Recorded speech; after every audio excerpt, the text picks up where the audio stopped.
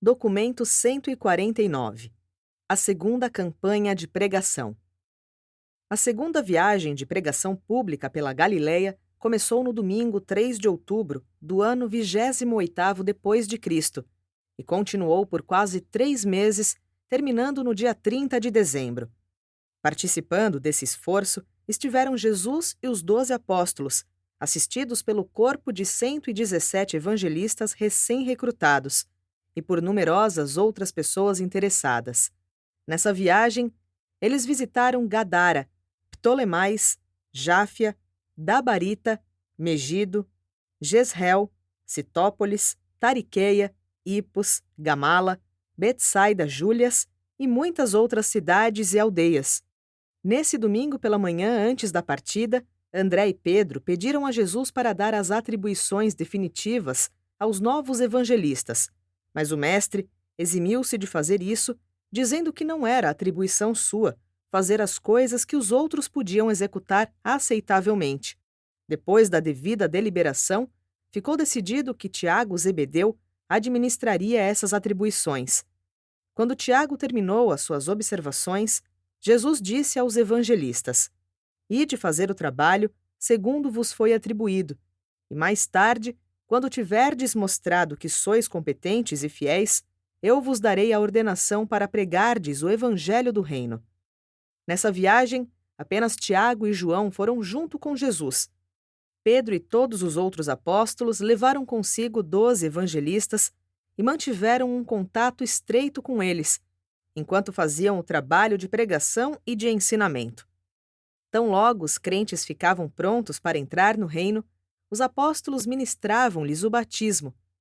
Jesus e os seus 2 companheiros viajaram bastante durante esses 3 meses, visitando frequentemente 2 cidades a cada dia, com o fito de observar o trabalho dos evangelistas e estimulá-los nos seus esforços de estabelecimento do reino.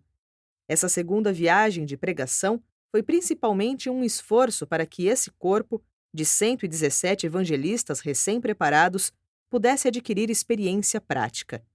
Durante esse período, e posteriormente até o momento da partida final de Jesus e dos 12 para Jerusalém, Davi Zebedeu manteve na casa do seu pai em Betsaida um centro permanente de apoio ao trabalho do reino.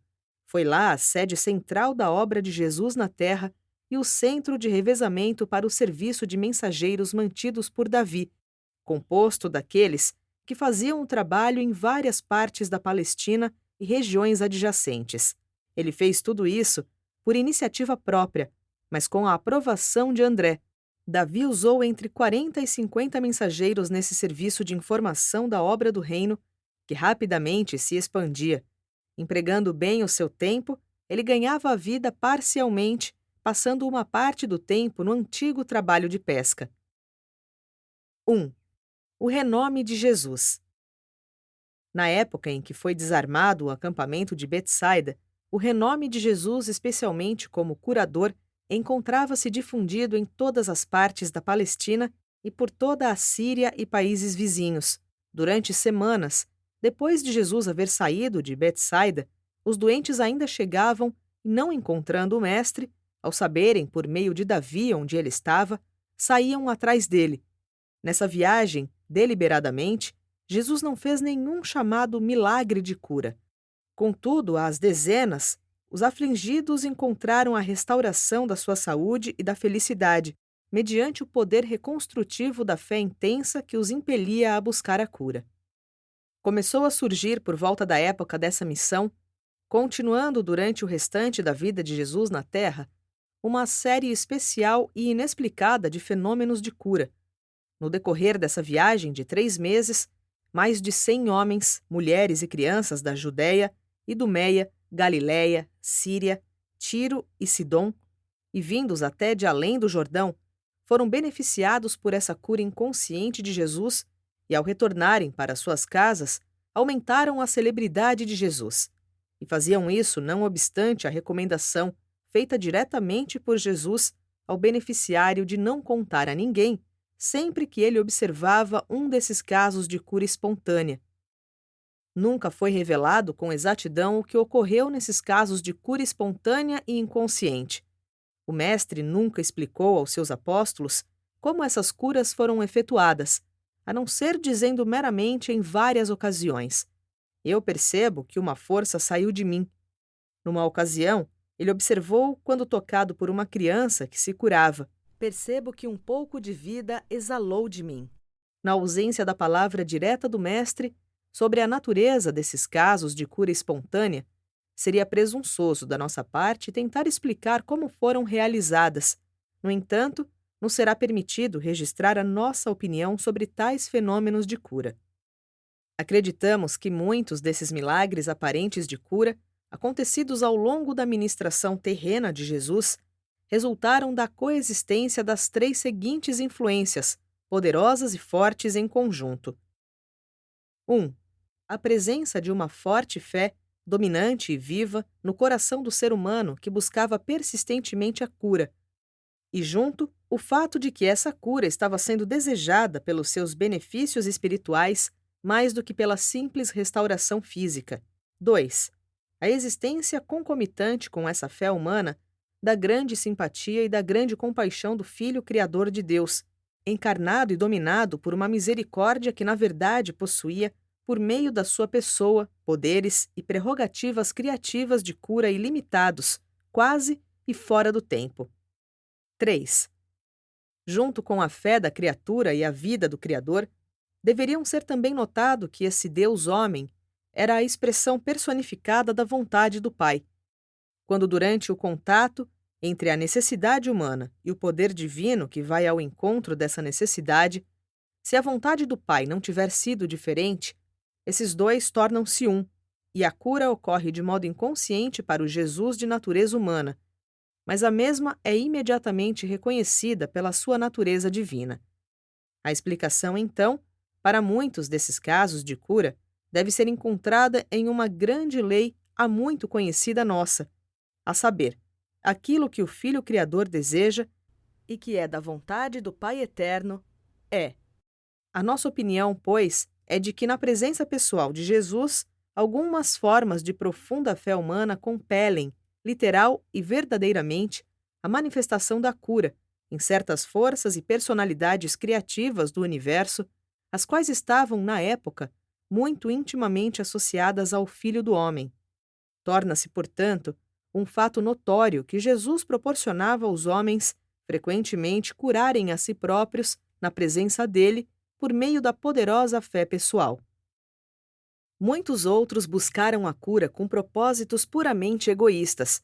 Uma viúva rica de Tiro, com a sua comitiva, chegou buscando ser curada das suas enfermidades, que eram muitas, e enquanto seguia Jesus por toda a Galiléia, ela ia oferecendo mais e mais dinheiro, como se o poder de Deus fosse alguma coisa a ser comprada pela oferta mais elevada. Mas nunca tornou-se interessada no Evangelho do Reino, apenas buscava a cura dos seus males físicos. 2. A atitude do povo. Jesus compreendia as mentes dos homens.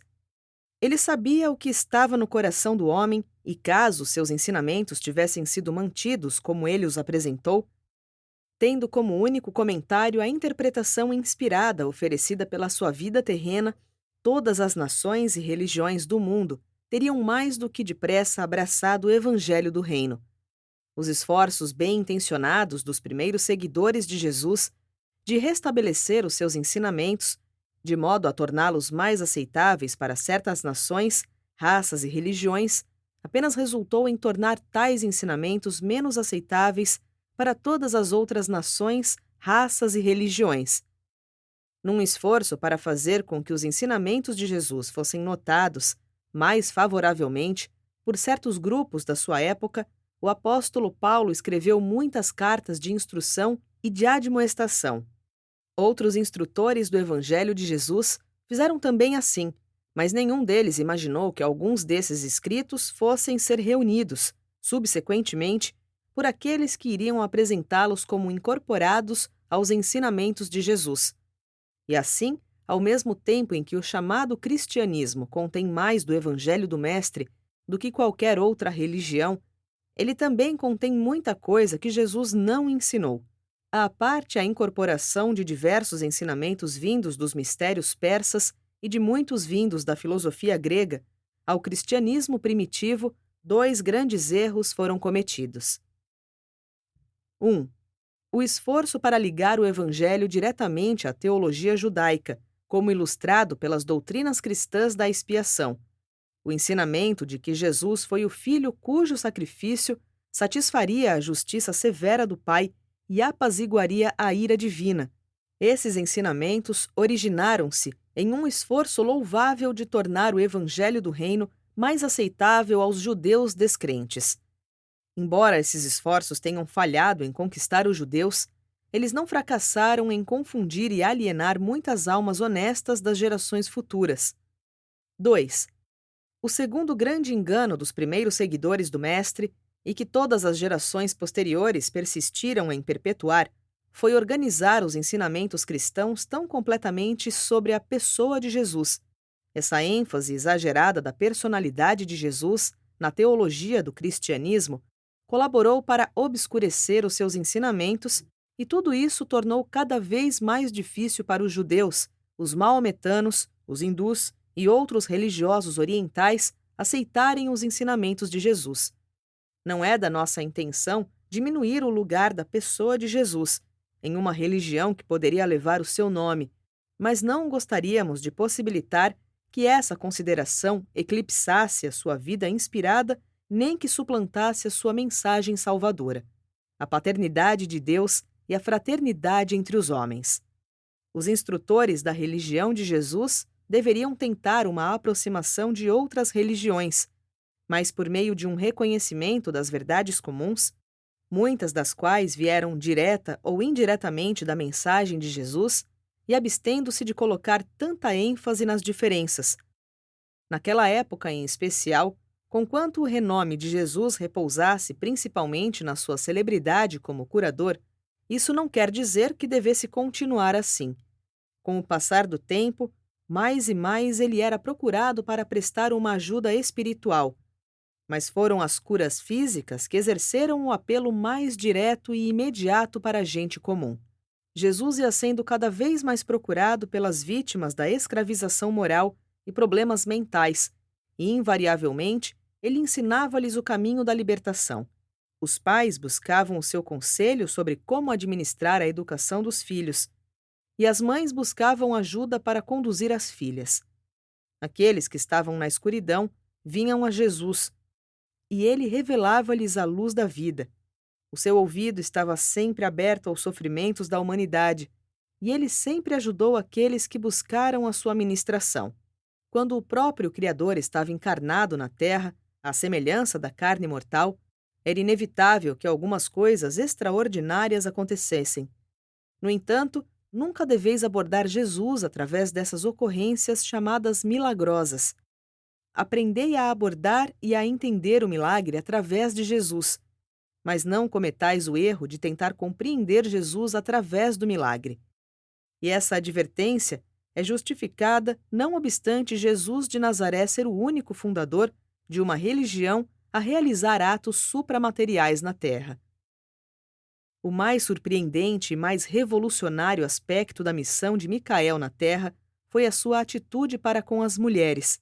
Numa época e geração em que um homem não devia cumprimentar em local público nem mesmo a sua própria esposa, Jesus ousou levar mulheres como instrutoras do Evangelho na sua terceira viagem de ensinamentos na Galileia, e teve a coragem consumada de fazer isso a despeito do ensinamento dos rabinos que dizia: melhor que as palavras da lei sejam queimadas do que entregues às mulheres.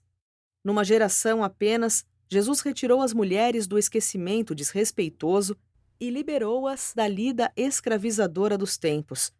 E uma coisa vergonhosa na religião, a qual presumiu levar o nome de Jesus, é que a ela faltou a coragem moral para seguir esse nobre exemplo, posteriormente nas suas atitudes para com a mulher. Como Jesus misturava-se ao povo, todos o achavam inteiramente livre das superstições daquela época. Ele era livre de preconceitos religiosos e jamais demonstrava intolerância. Nada havia no seu coração que se pudesse assemelhar ao antagonismo social, Conquanto ele se pusesse de acordo com o que era bom na religião dos seus pais, ele não hesitou em desconsiderar as tradições criadas pelos homens da superstição e da servidão.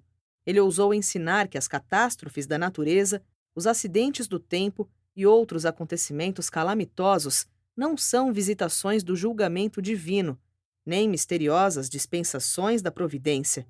Ele denunciou a devoção escravizadora às cerimônias sem significado e denunciou a falácia do culto materialista.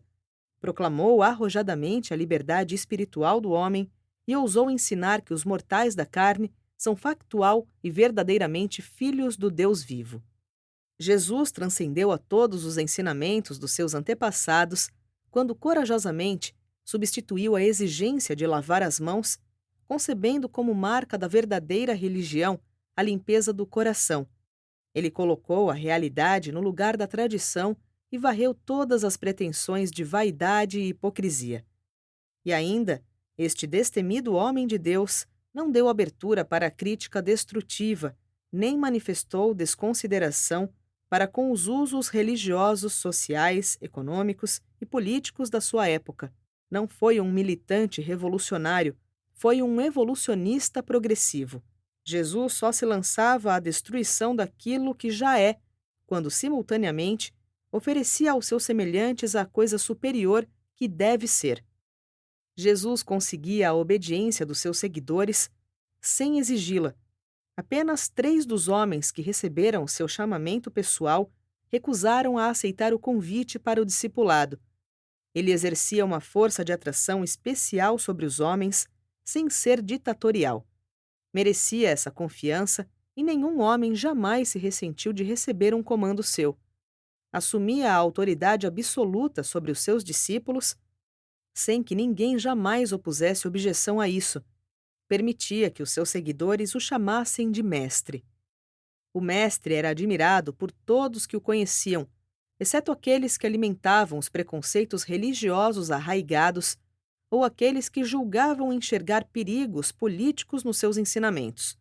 Os homens ficavam assombrados com a originalidade e a autoridade da sua instrução. Todos ficavam maravilhados com a sua paciência ao responder aos retrógrados e inoportunos. Jesus inspirava a esperança e a confiança nos corações de todos aqueles que estavam sob a sua ministração. Apenas aqueles que não o conheciam temiam-no, e era odiado apenas por aqueles que o encaravam como o campeão, o possuidor da verdade que chegaria a derrotar o mal e o erro, os quais eles tinham escolhido manter nos seus corações a qualquer custo. Jesus exerceu uma influência forte e especialmente fascinante, tanto sobre os amigos como sobre os adversários. Multidões seguiriam-no durante semanas, apenas para ouvir as suas palavras plenas de graça e contemplar a sua vida simples. Homens e mulheres devotados amavam Jesus com um afeto quase supra-humano. E quanto mais o conheciam, tanto mais o amavam. E tudo isso é ainda pura verdade, ainda hoje e em todas as idades futuras. Quanto mais o homem conhece esse Deus-homem, mais o amará e quererá segui-lo. 3. A hostilidade dos líderes religiosos. Não obstante a gente comum haver recebido Jesus e o seu ensinamento, favoravelmente os líderes religiosos em Jerusalém iam ficando sempre mais alarmados e hostis. Os fariseus obedeciam a uma teologia sistemática e dogmática já formulada. Jesus era um mestre que ensinou segundo a necessidade da ocasião. Ele não era um instrutor sistemático. Jesus ensinou mais da vida do que da lei, por parábolas. E quando ele empregava uma parábola para ilustrar a sua mensagem, ele se dispunha a utilizar apenas um aspecto da história, com aquele propósito. Muitas ideias erradas envolvendo os ensinamentos de Jesus podem resultar de tentativas de tecer alegorias envolvendo as suas parábolas. Os líderes religiosos de Jerusalém estavam ficando desvairados, quase por causa da conversão recente do jovem Abraão e com a deserção dos 3 espiões que haviam sido batizados por Pedro e que agora estavam junto com os evangelistas nessa segunda viagem de pregações pela Galileia. Os líderes judeus, cada vez mais se cegavam pelo medo e o preconceito, e os seus corações encontravam-se endurecidos pela sua rejeição continuada das verdades atraentes do Evangelho do Reino. Quando os homens se fecham ao apelo feito ao Espírito que reside neles, pouco há que se possa fazer para modificar a sua atitude. Quando pela primeira vez Jesus encontrou-se com os evangelistas no acampamento de Betsaida, ele disse, ao concluir a sua palestra: Vós deveis lembrar-vos de que no corpo e na mente, pela emoção, os homens reagem individualmente. A única coisa em comum ou uniforme que eles possuem é o espírito residente. Embora os espíritos divinos possam variar em determinadas coisas, pela natureza e extensão da experiência que têm, eles reagem de um modo uniforme a todos os apelos espirituais. Por intermédio desse espírito e por um apelo a ele, apenas poderá a humanidade alcançar a unidade e a irmandade. E muitos dos líderes dos judeus haviam fechado as portas dos seus corações ao apelo espiritual do Evangelho e não cessaram de planejar e de conspirar para a destruição do Mestre.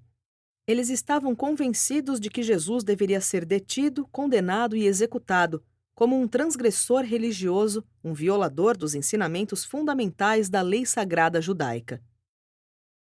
4. O desenrolar da campanha de pregação. Pouco trabalho público Jesus fez nessa viagem de pregações, mas dirigiu muitas classes noturnas de instrução com os crentes na maior parte das cidades e aldeias, onde teve a oportunidade de estar acompanhado de Tiago e João. Numa dessas sessões noturnas, um dos evangelistas mais jovens fez a Jesus uma pergunta sobre a ira, e o mestre, respondendo, disse, entre outras coisas: A ira é uma manifestação material que, de um modo geral, representa a medida do fracasso da natureza espiritual de conquistar a um tempo o controle das naturezas intelectual e física. A ira indica a vossa falta de amor fraterno tolerante, somada à vossa falta de autorrespeito e autocontrole.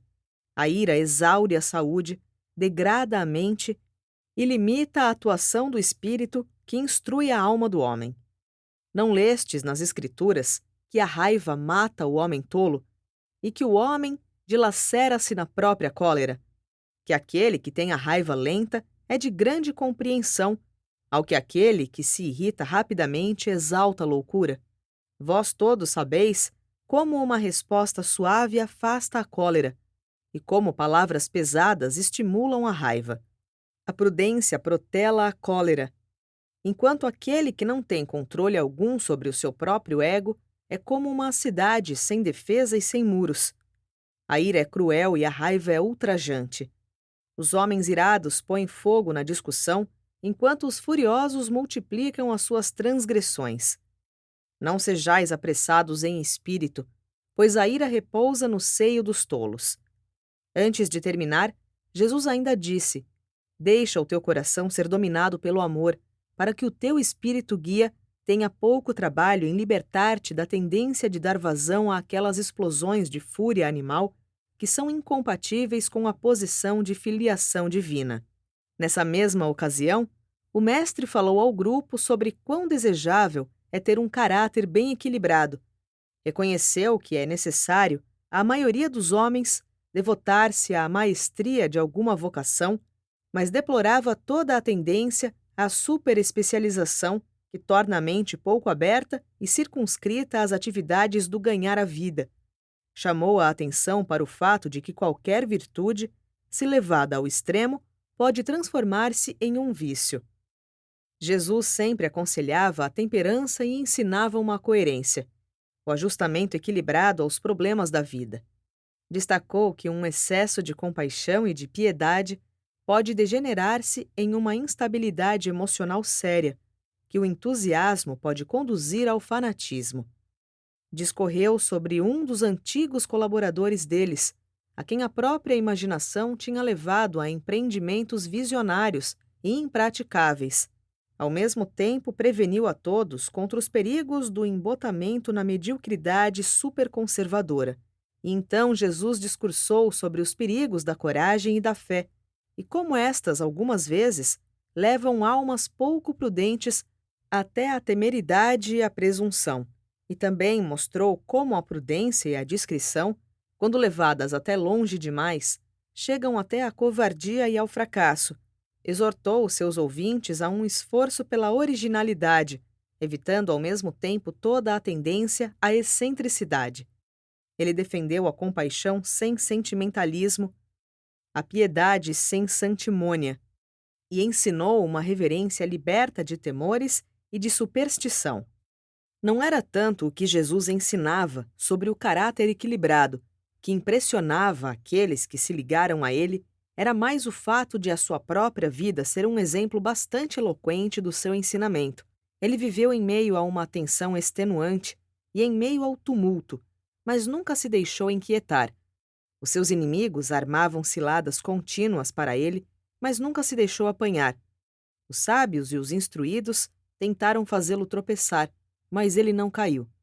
Buscaram confundi-lo com o debate, mas as suas respostas eram sempre esclarecedoras, condignas e definitivas. Quando era interrompido nas suas palestras, com um excesso de perguntas, as suas respostas eram sempre relevantes e conclusivas. Nunca recorreu a táticas ignóbeis ao enfrentar a pressão contínua dos seus adversários, que não hesitavam em empregar toda a sorte de modos falsos, injustos e iníquos para atacá-lo. Ainda que seja verdade que muitos homens e mulheres devam aplicar-se assiduamente em alguma busca definida de sua vocação para o sustento próprio, contudo é inteiramente desejável que os seres humanos cultivem uma gama ampla de conhecimentos culturais sobre a vida como é vivida na Terra. As pessoas verdadeiramente instruídas não se satisfazem se permanecerem na ignorância sobre as vidas e sobre os feitos dos seus semelhantes. 5. A lição sobre o contentamento. Certo dia, quando Jesus estava dando palestra ao grupo de evangelistas, trabalhando sob a supervisão de Simão Zelote, durante a conferência da tarde, Simão perguntou ao mestre: por que algumas pessoas são muito mais contentes e felizes do que as outras? O contentamento é uma questão ligada à experiência religiosa? Entre outras coisas, em resposta à pergunta dele, Jesus disse: Simão, algumas pessoas são naturalmente mais felizes do que outras.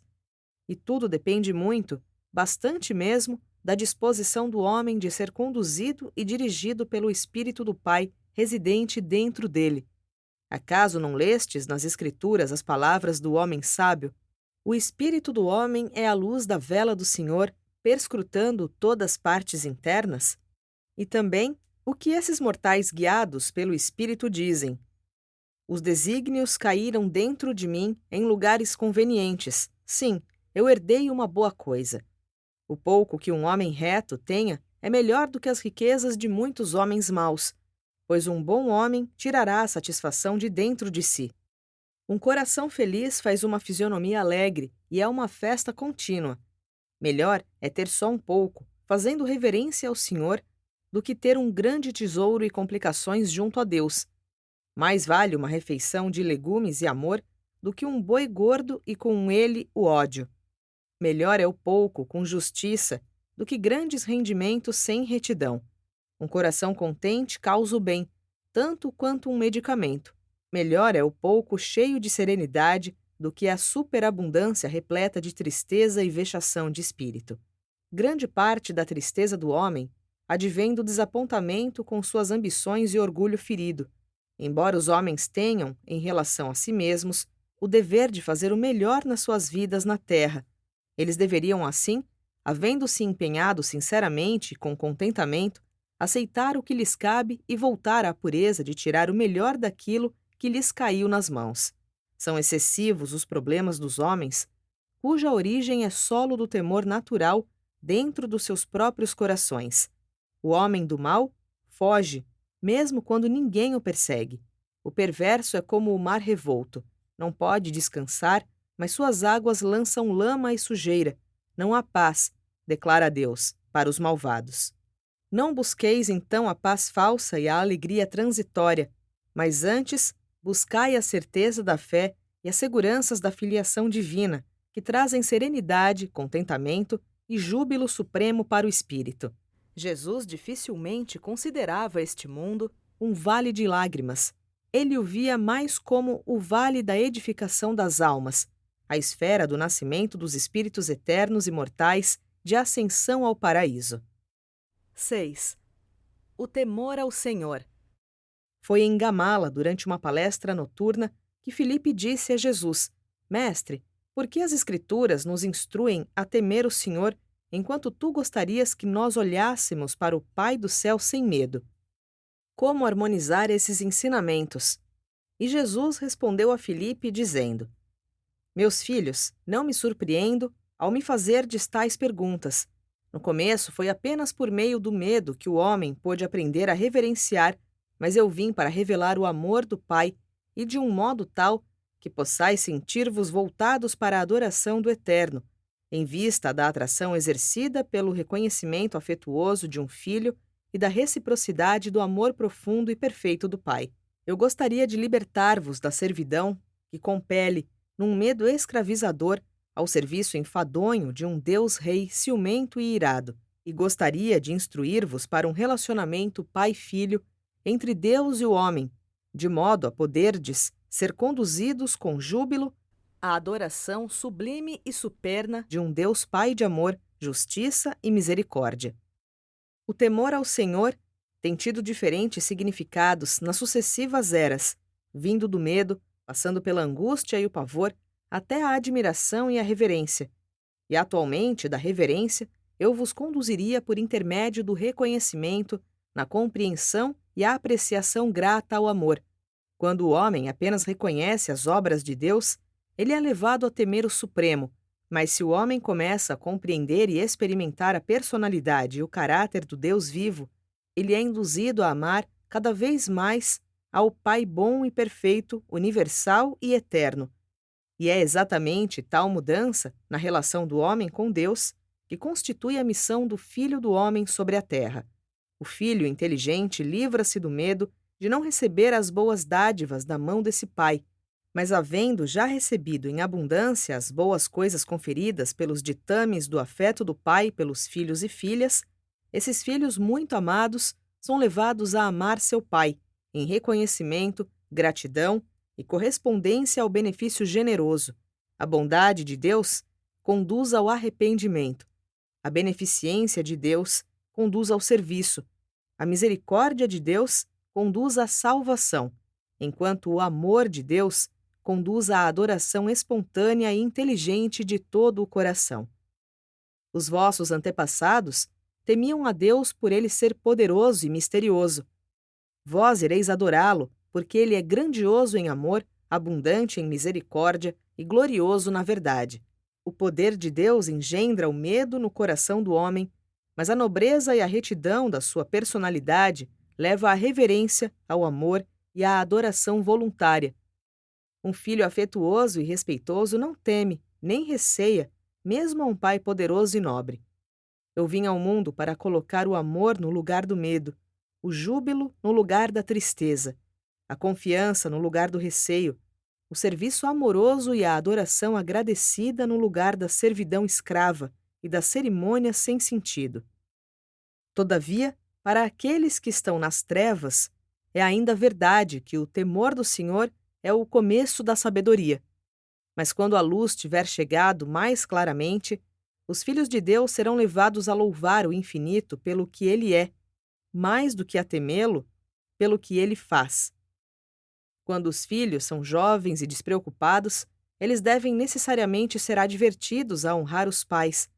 Mas quando eles ficam mais velhos e tornam-se um tanto mais agradecidos, pelos benefícios da ministração e da proteção paterna, por meio de respeito, compreensão e afeição crescente, são levados até aquele nível de experiência em que de fato amam os seus pais, pelo que são, mais do que pelo que eles fizeram. O pai ama o seu filho naturalmente, mas o filho deve desenvolver o seu amor pelo pai, a partir do medo daquilo que o pai possa fazer, a partir do receio, da dependência e da reverência, até a consideração grata e afetuosa do amor. Já vos foi ensinado que devieis temer a Deus e guardar os seus mandamentos. pois todo o dever do homem é esse. Mas eu vim para dar-vos um mandamento ainda mais elevado. Gostaria de ensinar-vos a amar a Deus e aprender a fazer a vontade dele, pois é esse o mais alto privilégio dos filhos libertados de Deus.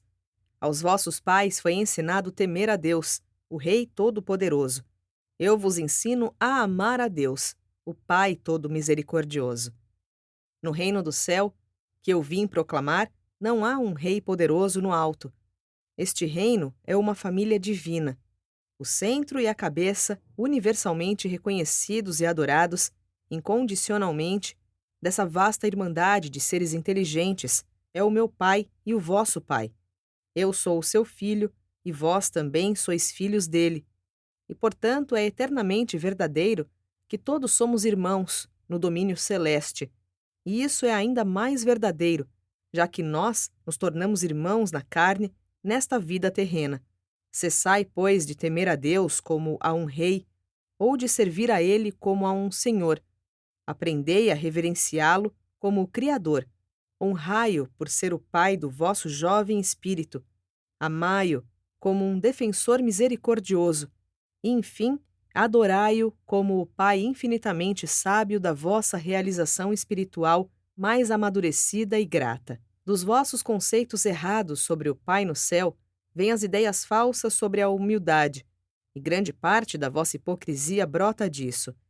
O homem pode ser um verme da terra, por natureza e origem, mas quando passa a ser residido pelo Espírito do meu Pai, esse homem torna-se divino pelo seu destino.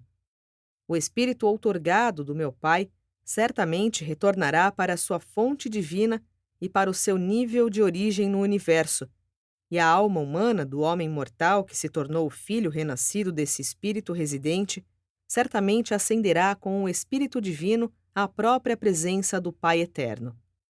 A humildade, de fato, toma o homem mortal quando ele recebe todas essas dádivas do Pai no céu, se bem que haja uma dignidade divina ligada a todos os candidatos pela fé à ascensão eterna do reino celeste.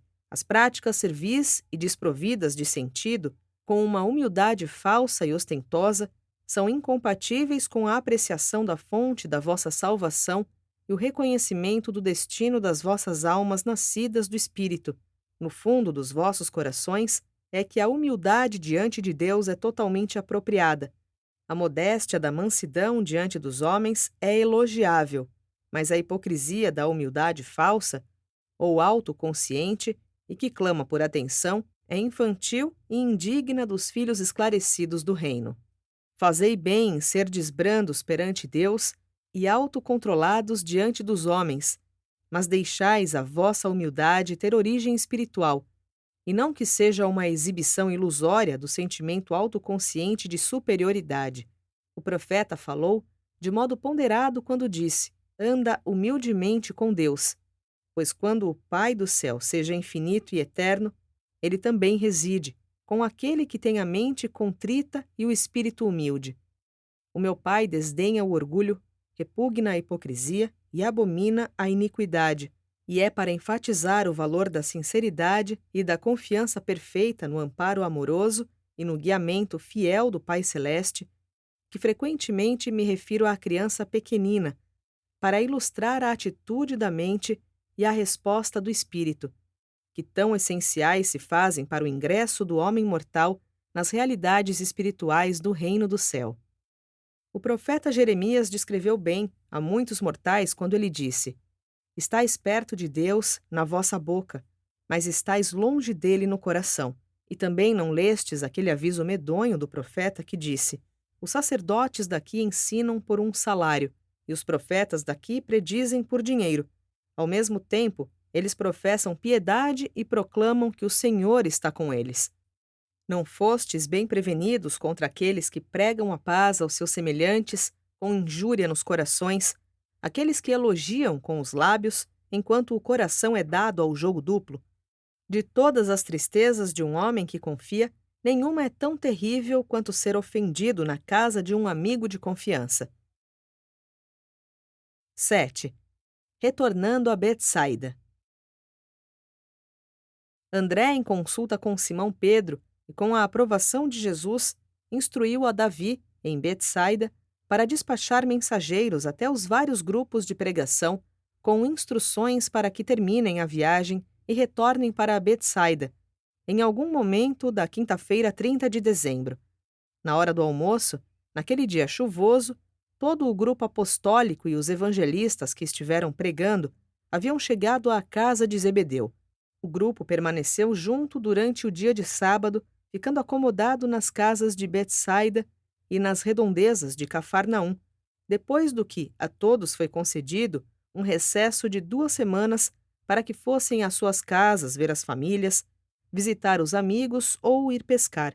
Os 2 ou 3 dias em que estiveram juntos em Betsaida foram verdadeiramente divertidos e inspiradores. Mesmo os instrutores mais velhos ficaram edificados ao ver os jovens pregadores narrando as suas experiências. Dos 117 evangelistas que participaram dessa segunda viagem de pregação na Galileia, apenas cerca de 75 sobreviveram ao teste da realidade da experiência e ficaram disponíveis para ser designados ao serviço no final das 2 semanas de recesso. Jesus, junto com André, Pedro, Tiago e João, permaneceram na casa de Zebedeu e passaram bastante tempo em conversas sobre a prosperidade e a expansão do reino.